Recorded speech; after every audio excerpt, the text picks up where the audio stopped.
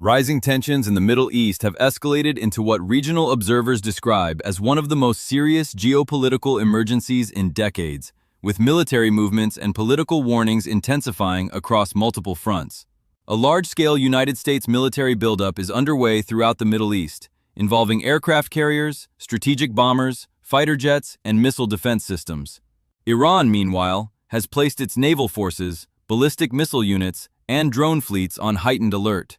The focal point of the unfolding crisis is the Gulf of Oman, a key maritime corridor now surrounded by unprecedented military mobilization. Signals of a rapidly deteriorating situation emerged as Axios reported that Israeli officials were preparing for a scenario in which a direct military confrontation between the United States and Iran could erupt within days. The seriousness of the threat prompted European leaders to issue rare emergency advisories. Polish Prime Minister Donald Tusk urged all Polish citizens in Iran to leave immediately, warning that evacuation might become impossible within hours. France and Germany issued similar statements, calling for the swift departure of their nationals. These coordinated alerts underscored growing fears that the window for diplomacy may be closing. The atmosphere became more volatile as leaders in Washington and Tehran exchanged sharply worded statements. Iran's supreme leader threatened American aircraft carriers, while U.S. President Donald Trump warned that time was running out for Iran to reach a meaningful nuclear agreement before the expiration of a critical deadline. Trump emphasized that diplomatic resolution remained the preferred option, but cautioned that failure to reach a deal could lead to bad things, a remark widely interpreted as leaving open the possibility of military action. The collapse of the February 17 Geneva talks further heightened concern, with analysts noting that the scale of any potential U.S. strike could exceed previous operations in the region. By mid-March, all U.S. forces participating in the deployment are expected to be fully positioned, including major naval groups such as the USS Abraham Lincoln in the Arabian Sea and the USS Gerald R. Ford in the Mediterranean. At the same time, U.S. air bases across Qatar, Jordan, Saudi Arabia, Greece, and Bulgaria have received additional aircraft, radar systems, and logistical support. Pentagon sources describe the buildup as the largest since the 2003 invasion of Iraq. According to regional assessments, roughly one-third of the U.S. Navy's operational capacity is now directed toward Iran, a development that Iranian commanders have described as both threatening and provocative. Subscribe for continuing coverage of this developing crisis. As the crisis deepened, the scale of the U.S. military presence in the region became increasingly visible through satellite imagery, official statements, and media reports. The Pentagon's deployment includes more than 50 combat aircraft, over 85 refueling planes, and at least 170 cargo flights carrying ammunition and equipment. At sea, more than a dozen U.S. warships equipped with Tomahawk cruise missiles and ballistic missile defense systems have taken up positions near key maritime routes. Arleigh Burke-class destroyers and Ticonderoga-class cruisers form the backbone of this naval force, providing radar coverage, intercept capabilities, and escort protection for carrier groups. Iran's response has been multifaceted. The Islamic Revolutionary Guard Corps initiated large-scale military exercises in the Strait of Hormuz, simulating defensive operations and potential retaliatory strikes. At the same time, Iran engaged in joint naval drills with Russia in the Sea of Oman. Russian vessels, including the cruiser Varyag and the anti-submarine ship Admiral Tributes, docked at Bandar Abbas before participating in joint training scenarios. These operations featured special forces simulations involving the recapture of a hijacked ship, demonstrating coordinated capabilities but stopping short of commitments beyond exercises. Analysts interpret Moscow's limited engagement as a signal that Russia is unlikely to intervene directly in a potential U.S.-Iran conflict. Reports circulating on social media suggested that China may be assisting Iran by providing satellite-based intelligence on U.S. aircraft movements and logistics networks. Though unconfirmed, the posts included claims that Chinese surveillance satellites detected F-35 aircraft and Growler electronic warfare jets recently deployed to Jordan. Additional allegations pointed to the monitoring of U.S. tanker fleets in Saudi Arabia and early tracking of U.S. operations across the region. Despite these claims, Iranian President Masoud Pezeshkian stated publicly that China had withheld significant economic investment, casting doubt on Beijing's willingness to support Iran in the event of direct conflict.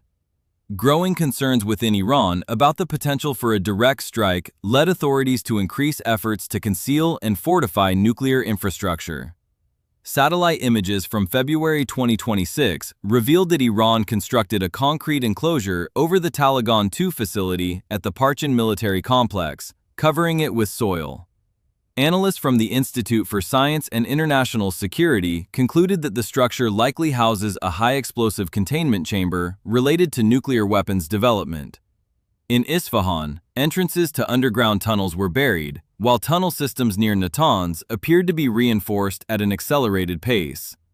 According to non-proliferation experts, these measures suggest that Iran anticipates potential airstrikes targeting its nuclear program. If U.S. diplomacy fails, defense officials warn that any military action would likely begin with strikes carried out by B-2 Spirit stealth bombers using GBU-57 massive ordnance penetrator bombs. These munitions are designed to breach deep underground facilities and could be used against Fordow, Natanz, Isfahan, and Parchin. Analysts note that destroying facilities buried under 80 to 100 meters of rock would require multiple bombs placed precisely on the same impact point. Simultaneous strikes on key enrichment and fuel conversion sites would aim to render centrifuges inoperable and halt nuclear material processing capabilities. Iranian officials have stated that any U.S. strike would provoke immediate retaliation. According to these statements, Iran could launch Sejul-2 ballistic missiles with a range of up to 2,000 kilometers at U.S. bases. Additional systems, including Qadar missiles and Khorramshahr-4 platforms, could target sites in Saudi Arabia and other host nations. However, U.S. regional assets are supported by a layered air defense structure composed of Patriot batteries, THAAD systems, Aegis-equipped ships, and advanced fighter aircraft. Early warning systems, SM-3 and SM-6 interceptors, and electronic warfare capabilities from EA-18G Growler aircraft are designed to counter ballistic missiles, cruise missiles, and large drone formations such as Shahed 136 units. If necessary, F-35C aircraft from U.S.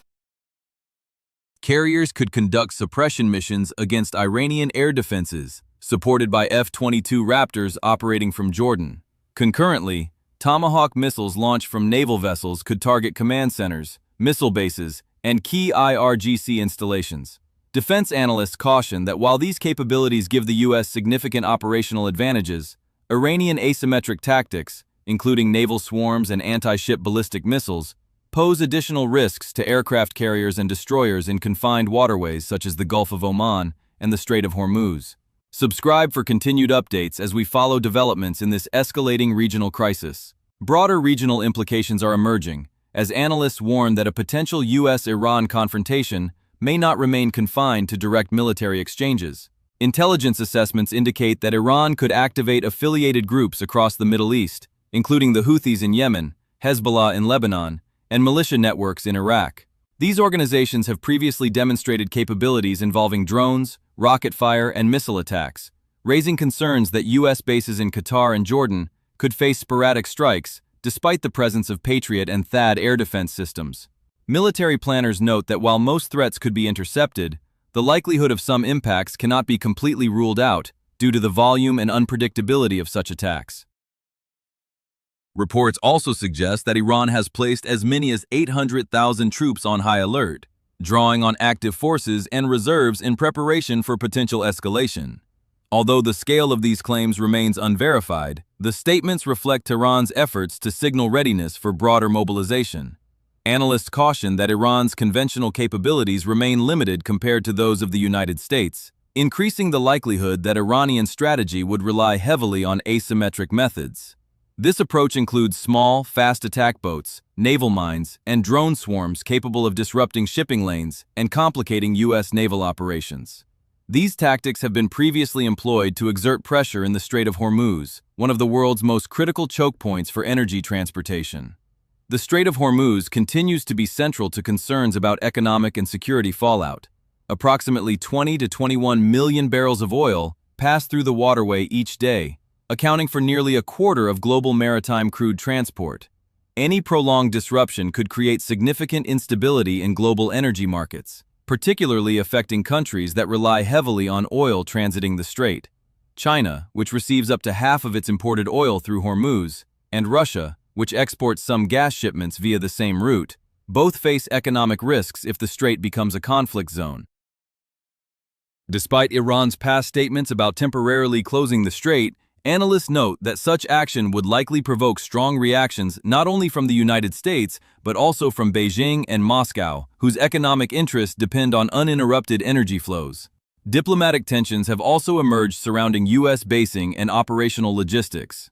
Reports indicate that the United Kingdom may have restricted the use of Diego Garcia and RAF Fairford for potential U.S. air operations targeting Iran. Without access to these bases, the deployment of B-52 bombers and other strategic assets could face delays or require alternative arrangements. Nonetheless, defense analysts emphasize that the United States retains significant regional capacity through carrier groups, Gulf state air bases, and long-range bombers capable of operating from more distant locations if required. As both sides prepare for possible confrontation, the United States continues to assess options for large-scale strikes on nuclear infrastructure, command centers, missile facilities, and drone production sites. Such operations would require multiple sorties and the use of specialized munitions, including massive ordnance penetrators, to target reinforced underground complexes at sites such as Fordow, Natanz, Isfahan, and Parchin.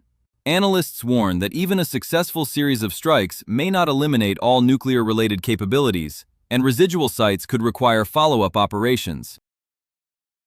Iran's leadership, meanwhile, faces mounting pressure as expectations rise that Russia and China will avoid direct involvement beyond limited intelligence or cyber assistance. The strategic landscape suggests that both sides may ultimately be pushed back toward negotiations. Observers note that Iran could be forced to accept agreements limiting its nuclear program if faced with sustained U.S. military pressure and the absence of meaningful support from major allies. However, regional instability, the risk of miscalculation, and the involvement of non-state actors continue to elevate the potential for unpredictable developments. Experts caution that, regardless of whether diplomacy resumes or military action proceeds, the Middle East is entering a prolonged period of heightened tension, with far-reaching implications for global security and energy markets. Subscribe to stay updated as this evolving crisis continues to reshape regional and international dynamics.